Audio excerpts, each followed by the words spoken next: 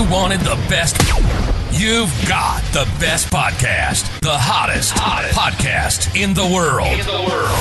The Chris Voss Show, the preeminent podcast with guests so smart you may experience serious brain bleed. The CEOs, authors, thought leaders, visionaries, and motivators. Get ready. Strap yourself in. Keep your hands, arms, and legs inside the vehicle at all times, because you're about to go on a monster education roller coaster with your brain. Now, here's your host, Chris Voss. Hey folks, it's Voss here from thechrisvossshow.com. Ladies and gentlemen, the Iron Ladies things that makes official. Welcome to 16 years of the Chris Voss Show with over 2,400 episodes. CEOs, billionaires, White House President's Advisor, Pulitzer Prize winners, governors, congressmen, you name it. All the most brightest people, the authors who bring all their great stories of life, their learnings, their lessons, all the things they overcame and how they overcame it to let you know that you're not alone in the world and give you their stories, the fabric of life. As always, go to goodreads.com/Chris Voss, linkedin.com/Chris Voss, Chris Voss1 on the TikTokity, and facebook.com/Chris Voss. Opinions expressed by guests on the podcast are solely their own and do not necessarily reflect the opinions of the host or the Chris Voss Show. Some guests of the show may be advertising on the podcast, but it is not an endorsement or review of any kind. Today, an amazing man on the show. We're going to be talking to him about his insights and some of the wonderful things he's doing in the world. And he joins us on the show. He's an innovative entrepreneur and former executive who has redefined the healthcare landscape with a BS in commerce from the University of Virginia and extensive experience at Host Marriott Corporation, where he managed over $1.5 billion in transactions. He has a deep understanding for business dynamics. His entrepreneurial spirit ignited at Stanford Business School, leading to the co-founding of Blue Canyon Capital, where he achieved significant growth and investment success with a 10 times return on acquisition. And now Andy is dedicated to making healthcare accessible for everyone as the founder of CrowdHealth. CrowdHealth helps individuals navigate the complexities of medical expenses, save thousands on healthcare costs, and get access to better care. His approach is about empowering the people, making him a sought-after voice in the intersection of business and healthcare innovation. Welcome to the show, Andy. How are you? Doing great. Thanks so much for having me. Appreciate it. Thanks for coming. We really appreciate it. Give us your .coms. Where do you want people to find out more about you on the interwebs? JoinCrowdHealth.com and Join CrowdHealth on all our socials. So give us a 30,000 overview, what you do there. Yeah, we're trying to ditch health insurance. We're trying to give people a real alternative to health insurance. Nobody likes health insurance. There's a poll that came out, I think 3 years ago, that was the most hated industries in the world. And number one was government and number two was health insurance. And so I don't think anybody really likes their health insurance. So we're trying to give people a real alternative to having health insurance. And it kind of stems back from the last time I had health insurance. I sold my previous company and I didn't have health insurance anymore. So I had to go into the healthcare marketplace and get one of those Obamacare plans. Mm-hmm. And it was $1,100 or $1,200 for me, my wife, my two girls. And I kind of joke it worked until I had to use it. My little one was having recurring ear infections. And so we went to the ear, nose, and throat doctor who told us that she had a hole in her eardrum. So we had to go get that fixed. It was a 15-minute procedure. I got the bill and it was $8,000 for 15 minutes. I was like, holy crap, $8,000 for 15 minutes. Mm-hmm. And little did I know the insurance plan was going to come back a few weeks after that and say, you know what, this is not medically necessary. So we're not going to pay for that procedure. So I had to stroke an $8,000 check to the local hospital and I was pissed. And I quit health insurance and I've never gone back. I've built a company to allow people to live viably uninsured, which is countercultural, but it's working really, really well. So how do you make that possible? How have you changed the model of what the current insurance model is for health insurance? Yeah, I'm sure you see on, X or Instagram or whatever, all these crazy stories about people getting just huge bills from their, hospital or doctor or whatever it may be. And in fact, those huge bills are because insurance is in the way. Insurance is paying for it. Everything else in life, you and I buy, we know what the price is. We go and buy a car. We know exactly what it is. We know exactly how much we're going to pay. And healthcare is the exact opposite, which is we go and get our care and then don't worry about the price later until we get something in the mail and you hope the health insurance plan is going to pay for it. What we've done is taken health insurance out between you and your doctor. So you pay your doctor directly So you know what the cost of care is. And as a result of that, you're pulling out all the administrative, all the bureaucracy, all that all the middlemen in that process. And as a result, the doctor is able to give you 40 or 50% better prices than if you were to pay for it through healthcare. Our members are getting 50% better pricing than United Healthcare, the seventh largest company on the planet, which is, doesn't seem to make intuitive sense. But if you think about all the administration that these health insurance plans make the doctors go through, you can then understand why doctors are giving a steep discount to people who will pay them directly.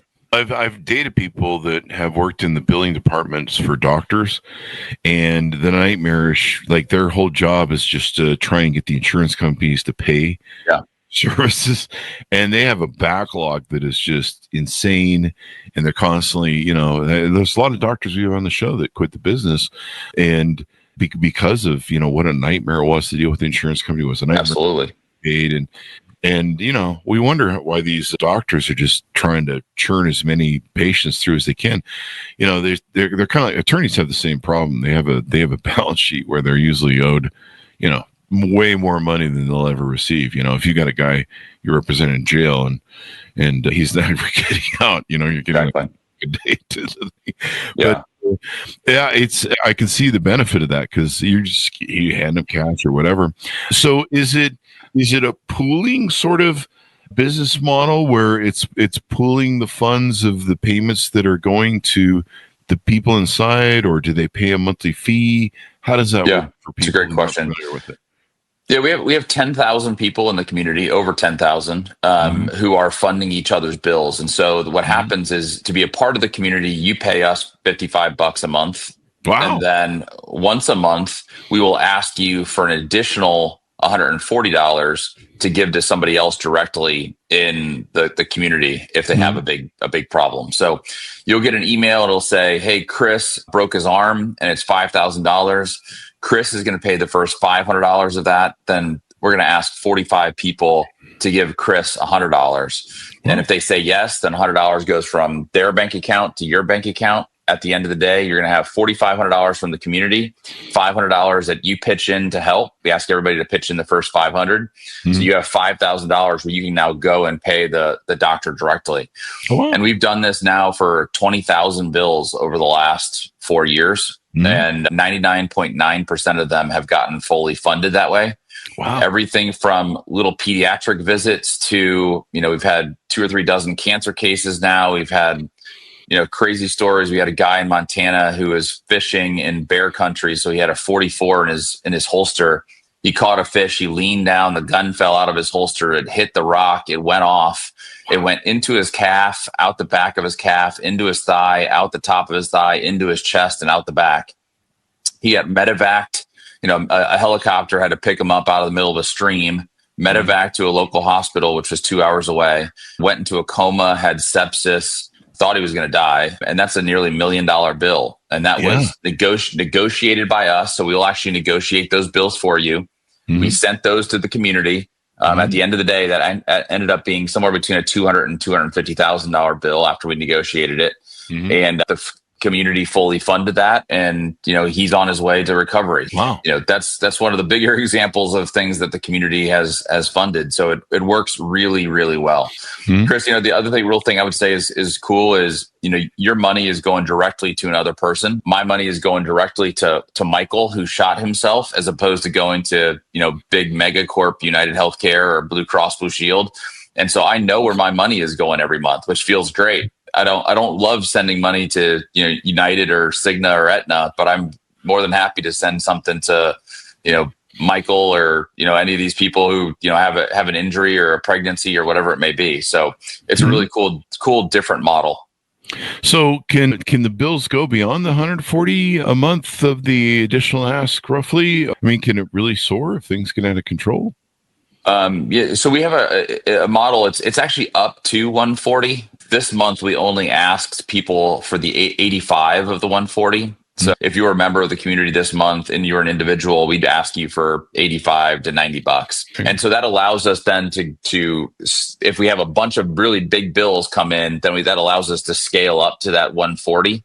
but it will never go above 140. That's the max we ask. Okay. And we've only asked that 3 times in the last 4 years. Really? And so it does not happen very often, but does allow us to scale up and scale down depending upon the amount of bills in the community. So we just think that's a much better way than, holding a big pile of money, in the back end and in a pooling structure.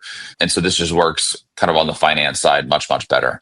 We've had, I believe, authors on the show that have written about the insurance, and I think a number of people. One of the things we've been told by them, these are people that are journalists that study the system, is one of the problems they're having now in insurance. And I believe I believe it was from a young lady who she worked as a healthcare rep for, I think, 20, 30 years or something along those lines. And for 10 years, she was, I believe it was 10 years, she was undercover for the Justice Department. She turned state evidence. And, this is when all the weird stuff was going on with all the medications and of course some of the drugs weren't what they said they were applied how they were supposed to be applied. And so she said, literally, if I recall rightly, that basically the way lawyers are writing health insurance contracts now was they're writing them to build in any sort of back-end default, the reason to deny the thing they could. Like the whole contracts now are built for plausible deniability, essentially, where they can just be like, you tripped over the curb, stepped on a crack, broke your mama's back when you were 12, and now we won't insure you. Crap, some sort of weird anomaly of fractions. One of the crazy things that I realized after my bill got declined is that about 20% of healthcare bills are declined. So you have a 1 in 5 chance of your bill getting declined. And not a lot of people have $8,000 sitting around for, a pretty benign, situation with my daughter. And it did cure her, by the way. So it was medically necessary. Right. And 200,000 families last year went bankrupt due to a medical expense, even though they had health insurance. Wow. So the whole point of health insurance is to keep you, or any insurance, is to keep you from going into financial distress. And so clearly that's not working. We've got 10,000 members, and I'm proud to say nobody has gone into bankruptcy as a result of being a member of CrowdHealth and having a medical expense. We're proud of that, and we think that this model could replace our existing model, which I think everybody knows is totally busted. Yeah. And some of the notes that they sent me in 2013, 17 to 18% of Obamacare claims were denied. Holy crap. That's right. It's just astounding to me, the way they can deny these things. I think there's some movies I've seen that talk about our healthcare issues, the documentaries, and, them denying claims on cancer patients and things like this. I mean, there really is no moral, sort of ethical, sort of caring about other human beings. It's just pretty much, pretty much money. It's money and investor, Wall Street sort of things. And I think you see some of that blowback with that young man who ended up shooting, unfortunately, the health insurance agency, not the way to solve your problems in democracy. The CEO of United Healthcare. People don't understand how health insurance works. In essence, what happens here is that, you pay them a premium. So let's just say it's $1,000 a month. And they can max out what their profit is, which is 15% of that. So $150, which means that they have to use 85%, $850 for medical expenses and $150 for profit.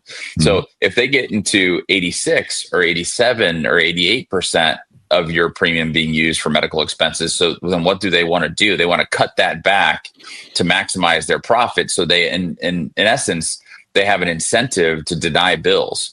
And there's a lawsuit going on right now where, most of these big procedures, doctors have to get pre-authorization from the health insurance plans. And so what the lawsuit is basically saying is that these health insurance plans dial up the difficulty of getting these surgeries authorized when they start hitting that 85% threshold so that they can maximize their profit. So that's one problem. The other problem is that, if you've got a maximum of $150 of profit, then how do you increase your profit? How do you get your profit to go from 150 and increase 10% to 165? What has to happen is your premium has to go from $1,000 to $1,100. So they actually have an incentive to see your premium go up. over time. The insurance company does. So you've got the buyer of healthcare, which is these insurance companies. They want the price to go up, and the sellers of healthcare, which are the hospital systems, they want the price to go up. And so if you have the buyer of a service and the seller of the same service both wanting the price to go up, you don't need a PhD in economics to figure out what's going to happen. The price is going to go up. And so we have no counter forces that are pushing these prices down, because it's a B2B transaction between, two businesses that both want the price to rise. So that's the screwiness with our system right now, unfortunately. Yeah, it's insane. I mean, the prices and stuff. And so much of healthcare, isn't catastrophic. And if you do preventative healthcare, then you have less catastrophes. And we don't do any of that. With with CrowdHealth, what area does this serve? Is it nationwide, every state? Is there only certain states it's applicable to? Yeah, we're in every state: Washington, D.C., Puerto Rico. I think we even have somebody in Guam. So if you're in the United States, or actually even if you're not in the United States, then you can get a U.S. bank account, because the transfer of monies happens on bank accounts. The bank does that. So all you have to do is just be able to get a U.S. bank account, and you can do this. There's only a couple kind of stipulations. You can't be over 260 pounds. You can't be a smoker. And you can't, and unfortunately, currently we can't do anybody on Medicare. So if you're over 65, just for regulatory reasons, we're trying to figure that out. But those are the only three kind of parameters that we have. And in essence, what we're trying to do is incentivize people to be really healthy and taking care of themselves. And, obesity is the number one cause of chronic conditions. And so we're trying to incentivize people to get in shape and thrive while they're in their 70s, 80s, and 90s. Because what you do in your 40s, 50s, and 60s dictates what happens in your 70s, 80s, and 90s, unfortunately. So we're really trying to incentivize people to pay attention to their health. And in fact, we give people up to a 20% discount if they can show us that their, visceral fat or their fasting insulin levels are, really, really good. So we actually give people discounts if they are of good health. And I think it's not too different than your car insurance. If you have your car and you're a great driver, what do you get? You get better rates than the really bad drivers. I think that should be in healthcare too. Unfortunately, it's illegal with health insurance, but because we're not health insurance, we can do some of those things. So it does create a community of people who, really do take care of themselves. And that's the type of community I want to be funding. Yeah. We should all eat better and live better. I think we all think we're going to stay young forever. What happened years ago with our company? We bought a big policy for our thing, and the insurance company came to us, and it was really morally illegal or unethical. I guess I shouldn't say it's illegal if I don't really know the law on it, but that particulars. But they came to us and they're like, we're going to, okay, here's your price for your health insurance policies, but you have 2 employees out of 100 that they consume a lot of health insurance. And ironically, those 2 were my best employees. They were the people who work late, worked hardest. They were my best employees. Like most of my employees were at 5 o'clock, man. They were in that sprinters motion, the sprinter stance to the door. These folks, I'd have to go by, hey, why don't you go home with your family, man? It's going to be fine. Just come back tomorrow. And they came to me and they said, these 2 people are going to raise your premiums for everybody in the company almost $50. That's what they told me. I don't know. They were hustling. They actually asked me to fire those 2 people because they didn't want them on the policy. They actually asked me that. Yeah. And I was like, I was just aghast. I was like, excuse me? And, ironically, they were my 2 best employees, so I'm not getting rid of them. And I wasn't going to do it anyway. If they'd just been normal employees, I wouldn't care. I'm not going to fire people because they're going to increase the thing. And they're like, you could save the rest of everybody else a lot of money. So what happens if you have somebody in the system like that maybe they just start eating all the requests and funds? Yeah, I mean, I think we do have some people in the community currently that eat a lot of the funds. We've got a stage 4 melanoma cancer right now where, the guy is going through a brutal set of treatments to try to beat this disease. And, it's a significant ask from the community every single month, and the community has been able to pay it. And still, we're only, like I said, asking $85 of the $140 this month. So we're not even close to being maxed out on that, even with a really complex situation. We have 10,000 people in the community now. So I don't know, I forget how many people are in your company. And 100. So you get to 100, if you get to a size where, 1, 2, even 30 or 40 people who are having significant, massive life-changing health events, doesn't impact the community all that much, or doesn't impact the ask from the community. So we've gotten to a size now where, our biggest ones are cancer and NICU babies. We've got babies who have been in the NICU for, months at a time because of some kind of birth issue. And those bills can be, millions of dollars. And, the key component here, though, is we take a very hard approach of negotiating those bills, because what we have found is that about 80% of the bills that we get from these hospitals have errors in them. And so people don't understand that when you get these bills, most of them have errors. They're either providing you with things that, or they said they provided you with stuff that they didn't actually provide you, or they're billing codes that aren't the right codes for what they provided you. And so we've got groups of people on the back end who are looking at these bills and helping us with, figuring them out. I'll give you one quick example. I unfortunately was in the hospital about a year and a half ago. It ended up being a nothing burger, but I had an occupational therapist and a physical therapist come in and say, "Hey, I have to just make sure you're okay to go home." They were both with me for 10 minutes. They watched me put on my shoes, brush my teeth, and walk down the hall. And they charged me 8 15-minute visits for that one 10-minute visit. And each one of them were between $400 and $500.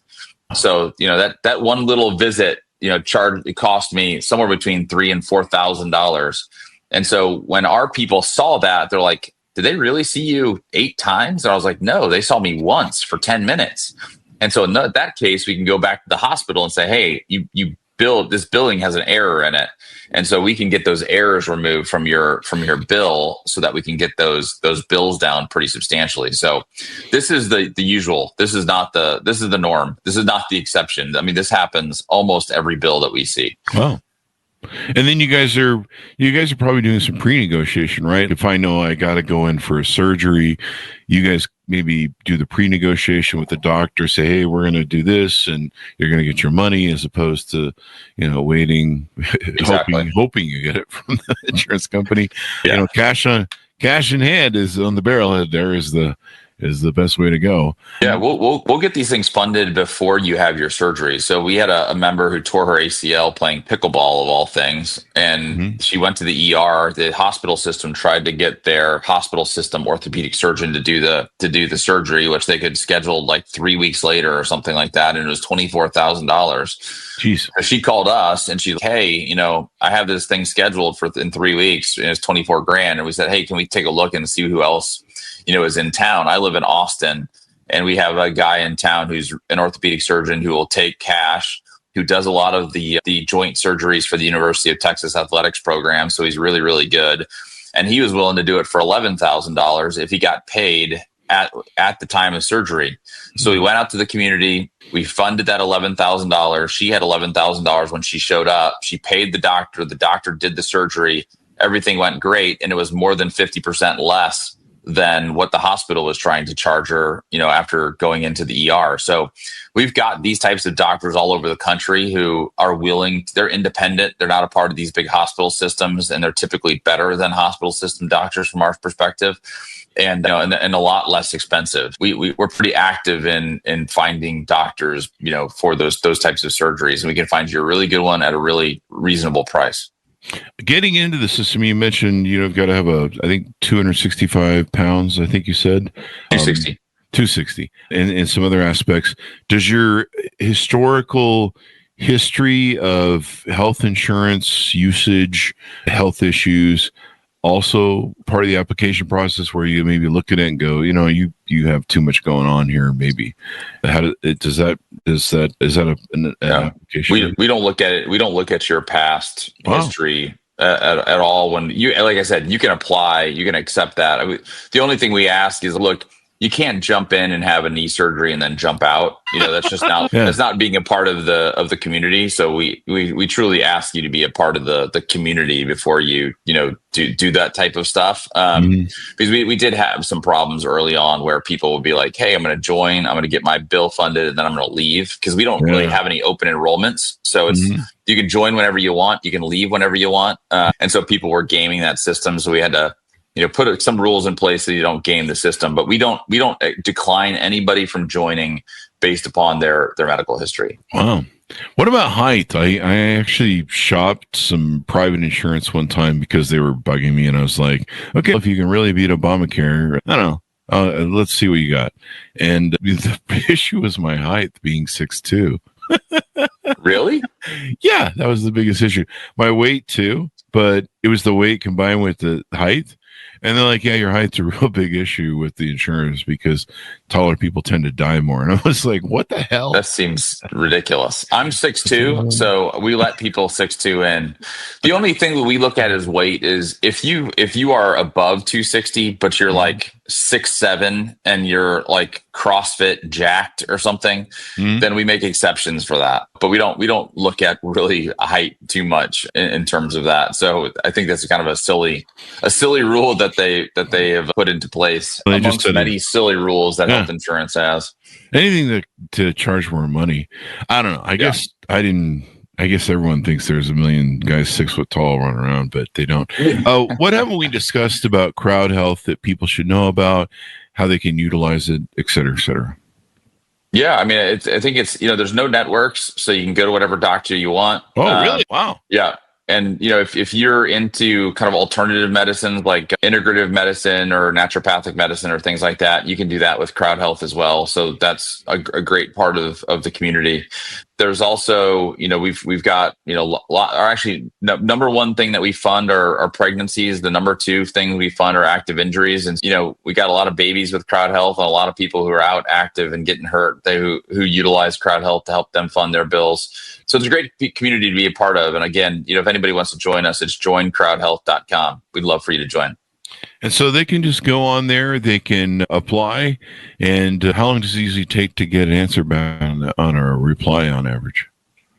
5 to 10 minutes. Wow. Yeah, it's from start to end, it takes five to 10 minutes. Somebody told me the other day it took them, 3 minutes to get through it. It does not take long at all. If you've got, a big family or something like that, then, it might take a little bit longer just to enter all their data, but it's no more than 10 max, maybe 15 minutes. That's awesome. We're coming into some interesting times in turmoil with the economy and recession, and layoffs are off the chart. These tariffs, no one knows where they're going to go. For those watching this YouTube 5 to 10 years from now, it's May of 2025. I can believe this year is almost halfway over, but maybe that's for the best. I don't know. It seems like the older I get, the more I drag. Like I'll be in November and I'll be like, I'm still in February. I don't know what you guys are doing, but I'm still in February. And but you just can't win. But this may become a need for those people. I know a lot of absolutely government employees that were laid off. I think they're being thrown to the wolves when it comes to their health insurance. I'm not sure. I guess they get Cobras or something, like most people do. They probably get Cobra. The problem with Cobra is it's just really, really expensive. And so this is a really low cost alternative. A family of 4 with us is about $650. Holy crap. Yeah. And so it's way, way less expensive than, Cobra or even some of the Obamacare stuff. And we'd love for people to check it out. Probably great for entrepreneurs. We talk to a lot of entrepreneurs like yourself on the show, and we always have to do our own thing because we're our own thing. Yeah. But no, it's always tough. Like I used to have a business partner years ago who he had a lot of, I guess, inheritable sort of blood pressure, high blood pressure, heart issues were pretty prevalent in his family. And this was in the 90s, early 2000s. He'd gone to the hospital so much that he was having trouble getting insured before Obamacare. No one would insure him. They're like, you have this hella history of You love hospitals, basically. Not really. I'm just doing a joke, people. But yeah, it's crazy what's out there and how it works. So give people your final pitch out as we go out. Tell them how they can onboard, reach out to you, find out more information, et cetera, et cetera. Yeah, if you're tired of health insurance and just the scam that is, and want to be part of a parallel system that really is trying to, burn down the existing system, we'd love for you to come and join us. Join crowdhealth.com, like we just talked about, 5 or 10 minutes to get signed up, super easy. And then go and Google, Crowd Health reviews and go take a look at what our actual members are saying. And I think you'll see that people are loving this, and it's just way, way better than health insurance. So join crowdhealth.com, come and join the crowd. Thank you very much for coming to the show. We really appreciate it. Thanks, Chris. And thanks, Monis, for tuning in. Go to goodreads.com/Chris Voss, LinkedIn.com/Chris Voss, Chris Voss 1 on the TikTok, and all those crazy places on the internet. Be good to each other. Stay safe. We'll see you next time. Yeah, great for entrepreneurs.